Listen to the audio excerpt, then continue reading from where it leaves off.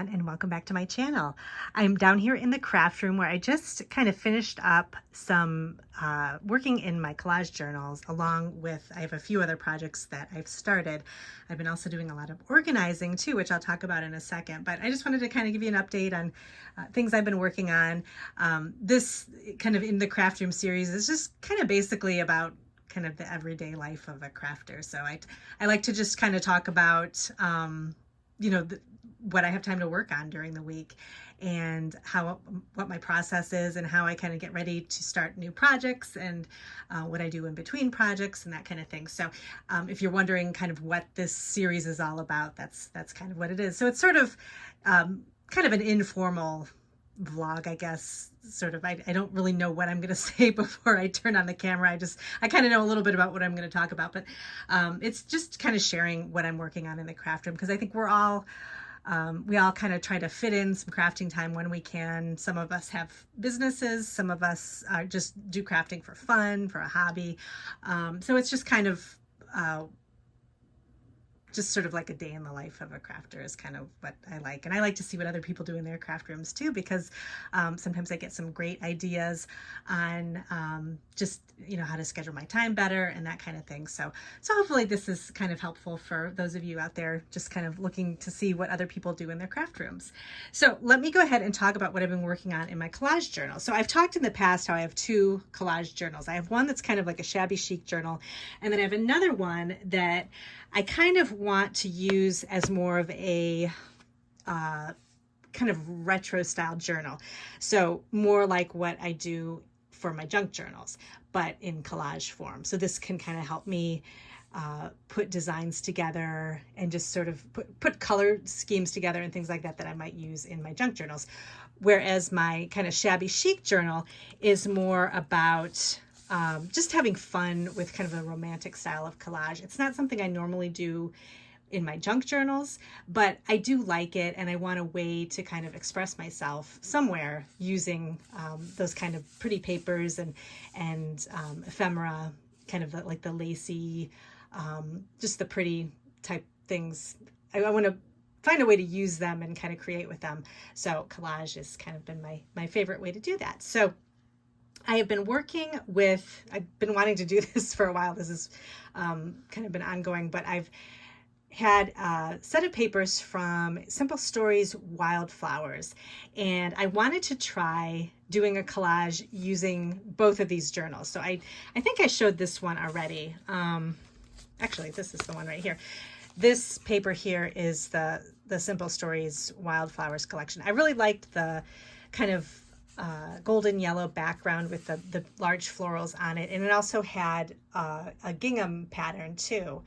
And I wanted to use both of these papers in two different ways. So this one, I made kind of my romantic style collage here, where I used a lot of sort of kind of shabby chic looking items, lots of stuff from Taperology, and just kind of put this collage together. And then it took me a while, but I finally got around to making a version using the same papers but in a different way, and making it into kind of like a retro style collage. And this is my favorite collage yet, I think. This was so fun to put together, and I used the flowers from Wildflowers, so the sheet of paper that I had with that on it, and then this is the gingham sheet right here, so it's kind of like a pink and cream gingham, and that just reminded me of kind of a retro style look. So I pulled a lot of retro pieces. This is from the Paper Tabby, like a little paper doll from one of those kits, and then just some other things I had around. I have a whole in my junk journal area, I have all kinds of retro style ephemera, labels, tickets, that kind of thing, and I just kind of put them all together here. I think this is a little piece from a House of Books, one of their monthly kits. And so this was perfect because it has kind of the pink here and then the little cream background.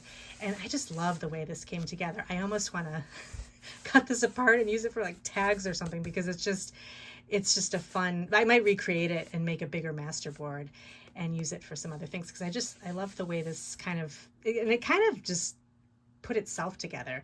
As I was making it, I wanted to put this lady somewhere, and she fit perfectly on top of this edge of the receipt page, and then with her arm hanging down, pointing to the lemon gold cake ad. And this was great. This I got from Tapeology. They have a bunch of little kind of vintage ads that are on this really thin paper, and it's mostly cakes, I think, cake mixes and maybe pancake mixes and that kind of thing. And they're great because the papers are really thin, and it's perfect for collage.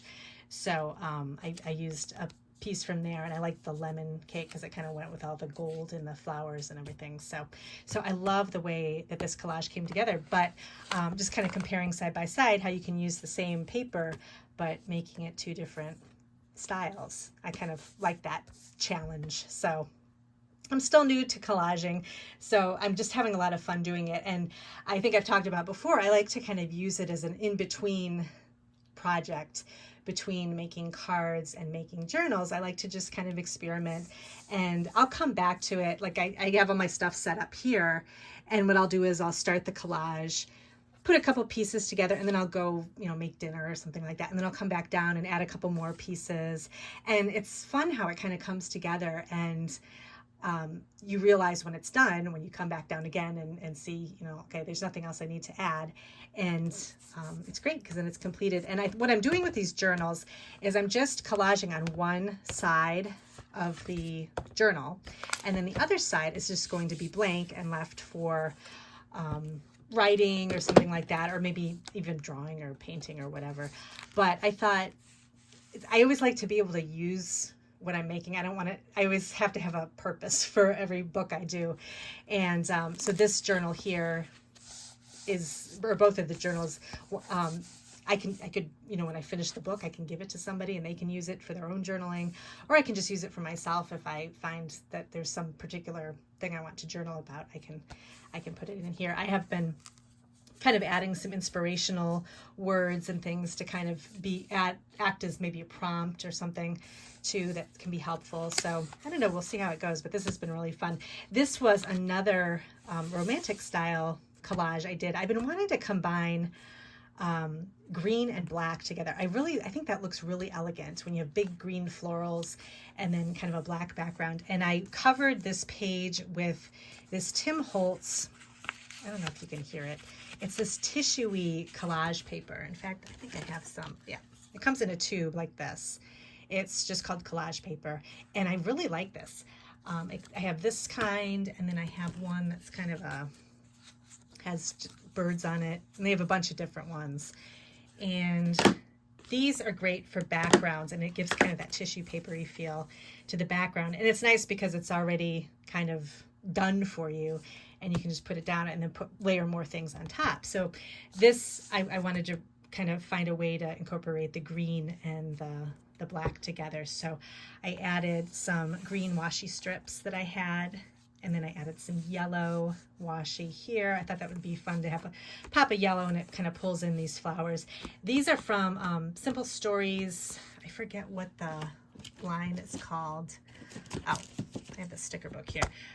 Simple Stories, Simple Vintage Farmhouse Garden. So these are larger stickers. This wasn't a sticker. This is a ephemera piece. There was a pack of ephemera paper flowers, and there were a lot of these green flowers and kind of basically everything in the sticker book, these color flowers too. And I really like the green, so I thought this looked really good.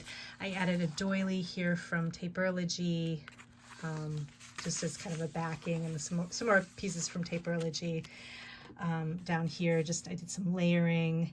This, I just kind of trimmed this off from another little tape. This is my little Tapeology kind of box of ephemera type things. And I've taken everything out of the package because I like that I can just kind of rifle through it and find the size and kind of direction, whether it's vertical or horizontal, that I need, color. And so this has been really kind of nice to use. So this was kind of this was something I'd wanted to try too. So I'm really happy with how these collage pages have turned out. So that's what I've been working on this weekend. I've also been doing a lot of organizing. I had a video a while back of how I kind of destashed my ink pads, and I was able to give them to a school art room so that they're able to use them.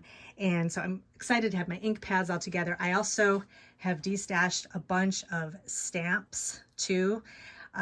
So definitely go over to my Etsy shop. I have, I think, 3 or 4 destash sets where you can see everything that's offered.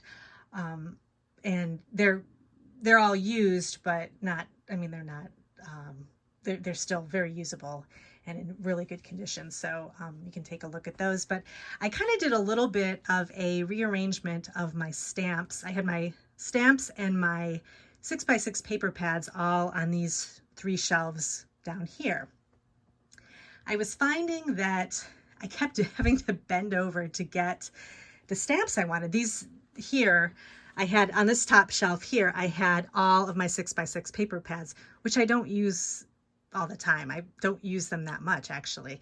And so I wanted to just have the stamps that I use up here so I can easily just kind of walk over and find what I need. So I rearranged the shelves. So I actually have a few of my paper items here, like this is just a box where I keep my pre-made card bases and panels in here. I always reach for these.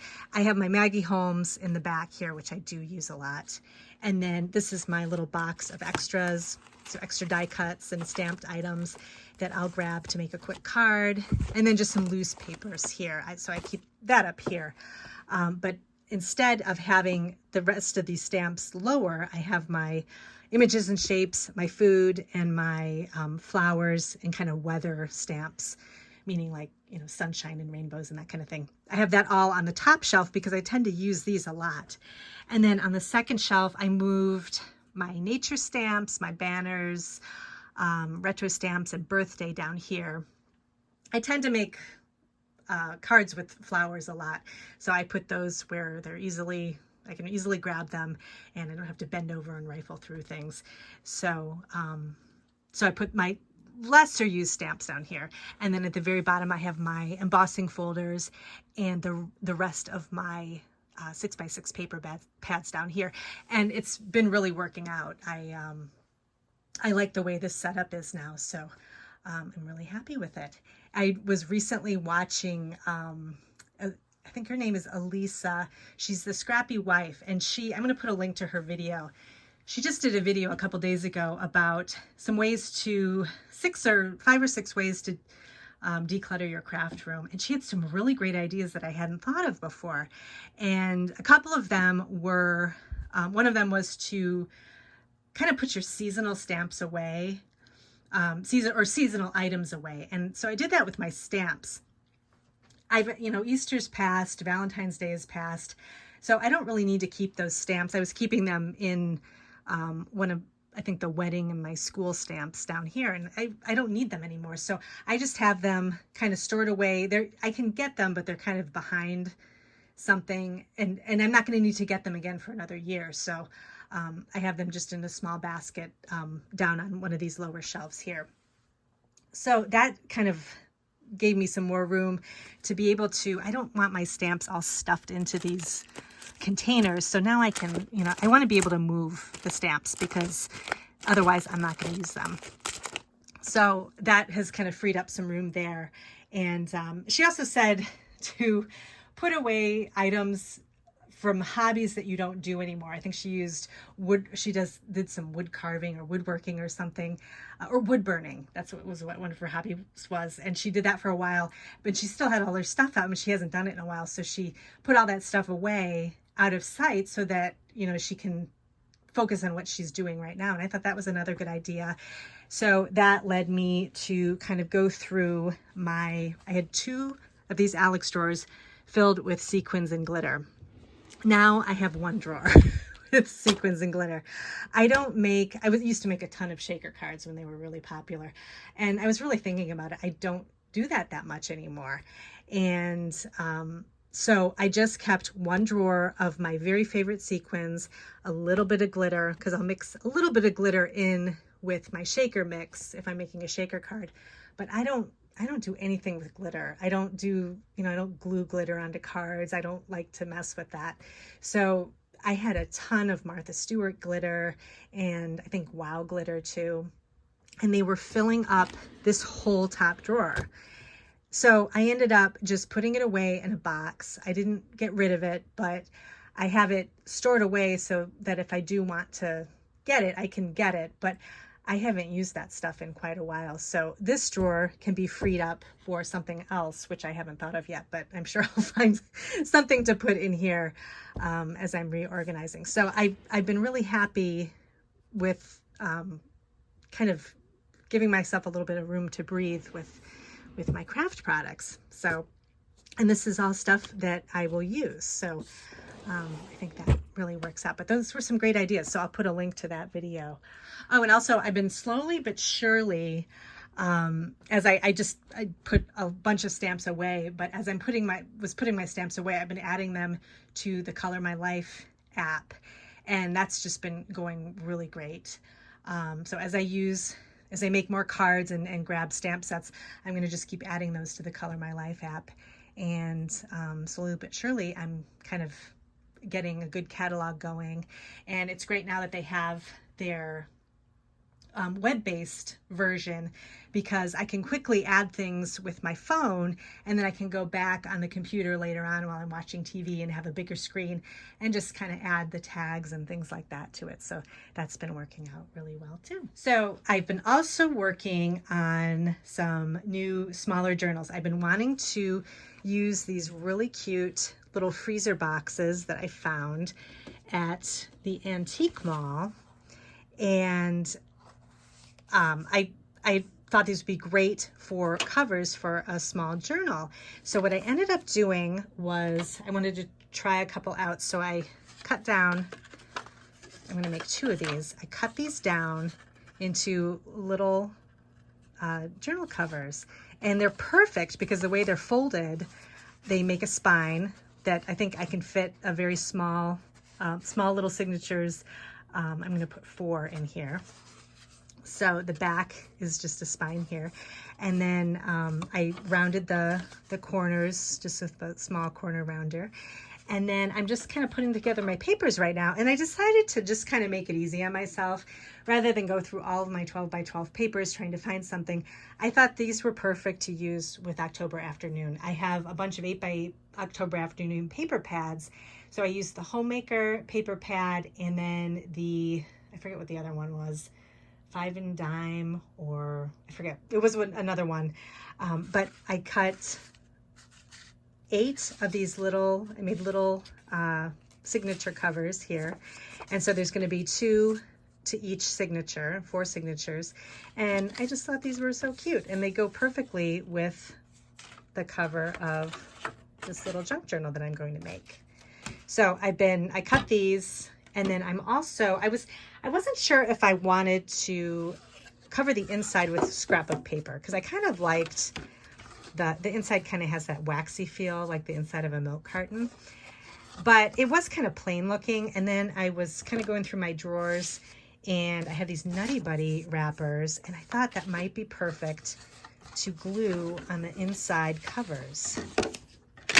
So I can do this with one hand here.